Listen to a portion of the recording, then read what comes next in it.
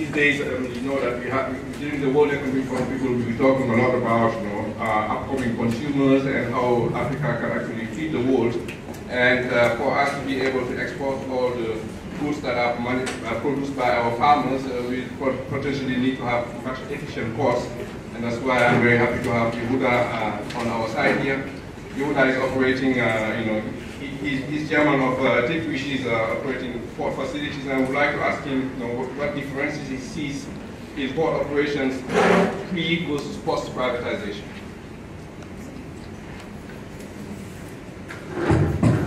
Thank you. Good afternoon, everybody. In order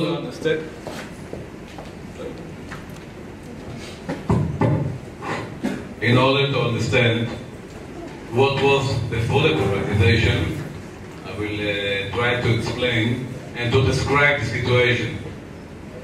Before the era of privatization, a vessel that came, first of all, we have to understand that Nigeria had about 160 million population with almost nothing industry. So actually, Nigeria, like any other countries, like many countries in Africa, depends on import. And this is a very important factor in the pricing of all the products in the country. So a vessel that came to discharge cargo has to wait outside between 2 weeks to 3 weeks until it can come in. And then about 1 week of operation to discharge cargo. And if a day for a vessel is $30,000, you can imagine that the shipping line didn't pay it. In the end, the end user had to pay. So when the end user is going to the market, he is going to pay for all the inefficiency in the ports, not only in Nigeria, in many countries that were not efficient. In 2000 and the end of 2003, the Nigerian president had decided to concession out all the ports that were run by the Nigerian Port Authority. The total of 24 terminals. It was a public international competitive bid with 106 companies from all over the world that have been competing to get a terminal in Nigeria.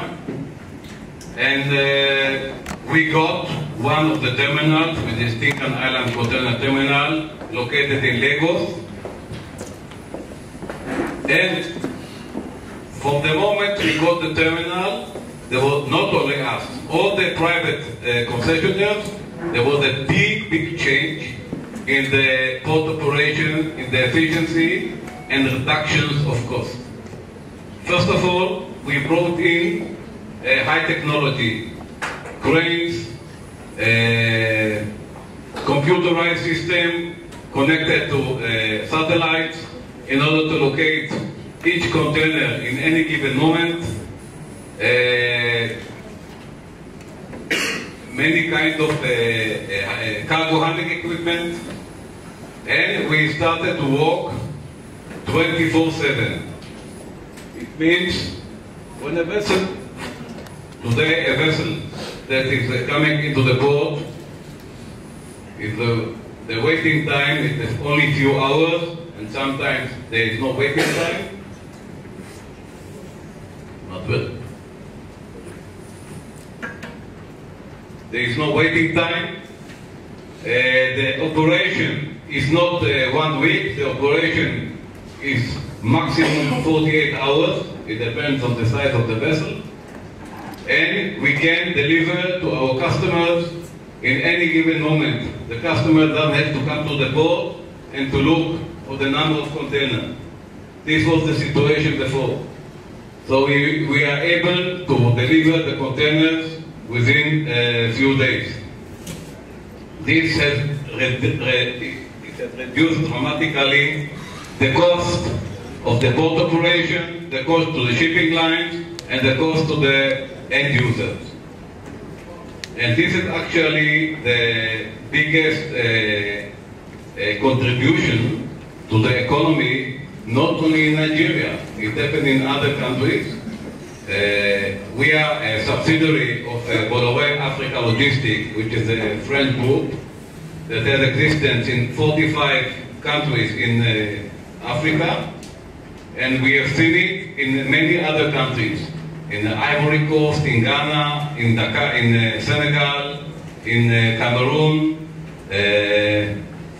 Wherever we have our existence, we can see once it is run not by the public, not by the port authority, it is run by a private entity, it is more efficient, less costly, and this is the biggest contribution that we can have to a country that depends on import. Thank you. Doing business in Africa, you can't afford to be without Africa Investor.